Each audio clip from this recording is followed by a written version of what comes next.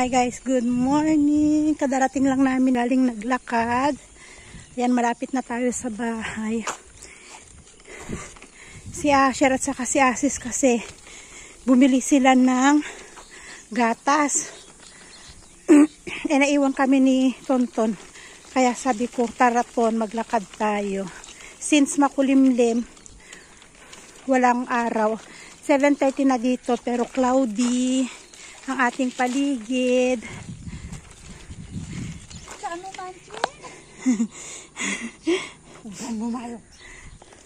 So di ko alam kung nakabalik na tong dalawa. O, nakabalik na.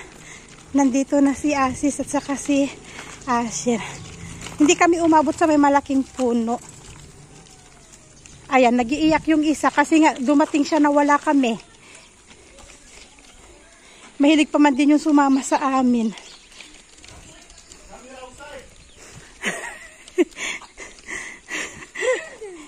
Hajar, Didi. You know you don't need to cry because you and Papa went to buy milk. Me and Tonton go walking. Nakapag-harvest na sila dito sa tabi namin, oh. Ang bilis. Sabagay, ano na rin dito, alas 9 na, medya. Nakaalis na si Asher, napatulog ko na si Tonton. At ngayon, naghugas si Asis ng mga pinggan-pinggan namin kagabi. Dami mga ibon dyan, oh. Kinakain nila yung mga insekto. Ngayon sa amin, dapat mag-harvest ngayon. Pero wala yatang tao na mahanap. Kung hindi umulan bukas, baka bukas.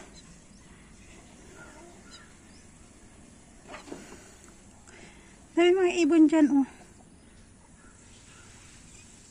Nakahuli si Baba ng ganyang ibon nung nakaraan. Ano nila? Inihaw. Inihaw ni Ama.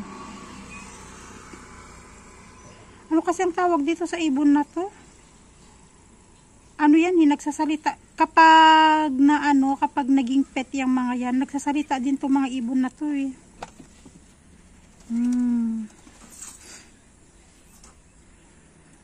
Ay. Magliligpit ako dito sa loob. Hi guys, maaraw na naman dito sa amin. Katapos ko lang magsampay ng mga labhan. At ayan si Asis, oh. Naghuhugas. Kasi kumain kami. After namin kumain, eksakto naman na inantok tong bata. Pinatulog ko. Pagkatulog niya, nagsampay ako ng nilabhan. At yun, be careful naman Papa. Ay, panira ng moment si Asis. Ang ulam namin kagabi, upo at saka manok. Bumili siya ng 1/4 na manok, tapos upo, yun ang niluto niya. So, kagabi, pinakain ko si Tonton ng chicken. Kumain siya ng chicken. Talagang nga din siya, nakaubos din siya ng isang piraso ng yung isang pirasong cut na ganyan na meat. Nakain din niya yun. Tapos kaninang umaga, may natira kasi kaming ulam. So kaninang umaga, nagluto si Asis ng sitaw at saka alo. Ano ba yan? Na may mental block ako. Ang init kasi. Tapos ko lang magsampay. Yung natira namin ulam kagabi, inihalo niya. Ngayon nung naluto na, ako naman, dali-daling nagpalamig ng pagkain ni Tonton. Kasi itong anak ko, ayaw niya ng puree. Pag pinapakain ko ng puree, ayaw niya. Kung ano yung nakita niya na pagkain sa table na yung kinakain namin, yun din ang gusto niya talagang tikman. Sa kanilang umaga nga, yung Marie na biscuit na kinakain ni Asher, nakaisang piraso din siya nung kain. Hinimay ko ng maliliit yung chicken.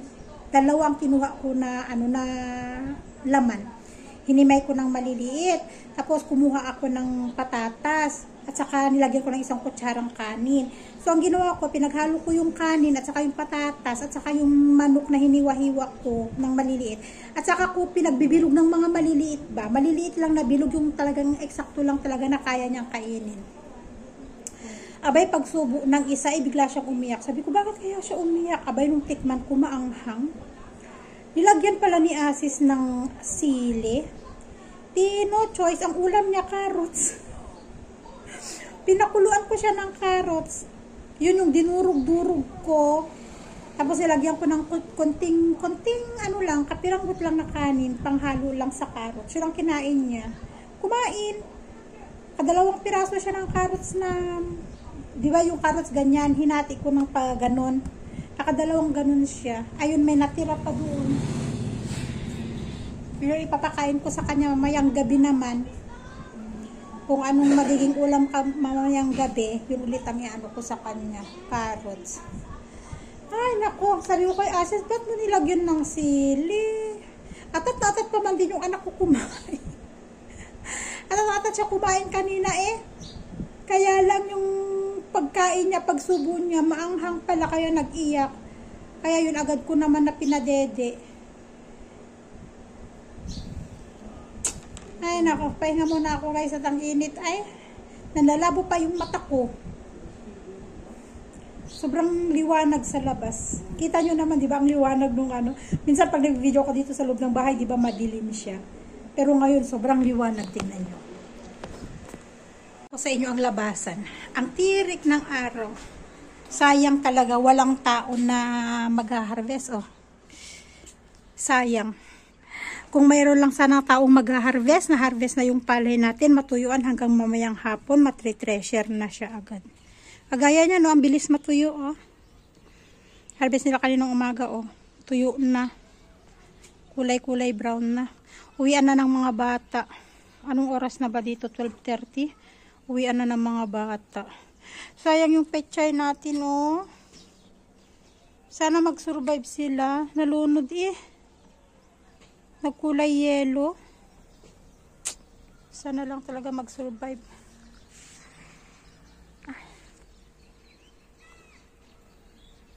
So, ngayon naman, ako ay magbabalat ng apple.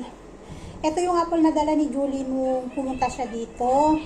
Sabi ko, ang dami-dami niya kasing dinala. Sabi ko, ba't ang dami mong dinala? Sabi niya, hindi nga daw kasi siya nakakakain. Pumunta siya dito sa bahay nung nakaraan kasi nga hindi siya nakakakain sa kanila. May mga ibang kas dito, kapag may menstruation pa kasi hindi ka basta-basta nakakapasok sa kusina para magluto ng pagkain mo, bawal. So, ang gagawin mo, mag-aantay ka lang kung kailan kanila bibigyan ng pagkain. Eh, syempre, hindi siya nakakakain ng gusto niyang pagkain. So, sabi niya, ate, punta ako dyan.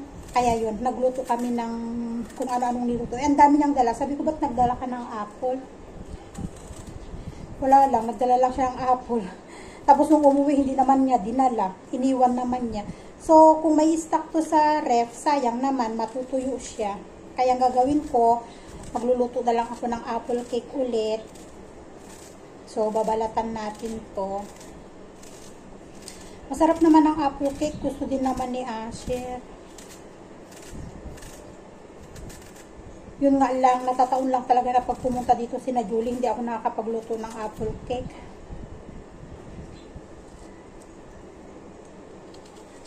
Tapos pag nataon naman na napunta kami ng Narangat, hindi rin ako nakakapag-bake ng apple cake. So yung niluluto kong apple cake, nasa kami lang nakakakain. Kaya sabi ko kay Julie nung nakaraan, ay nako, kung hindi mo dadalhin yan, lulutuin ko yan na apple cake na lang ulit. Kaysa masayang. Sabi niya, ikaw bahala, sabi niya. Eto, Indian apple. Eto naman, Nepali apple. Ito yung binili namin nung nakaraan. Paghahaluin ko. Kasi ibang kulay nito. Iba din kasi ang itsura niya. So, try natin paghaluin. Ito yung ibinibigay ko kay Tonton. Nilalagay ko dun sa may nipple na may lagayan ng prutas. Ikakat lang natin doon. Yan, hinugasan ko. Tapos, kakat lang natin.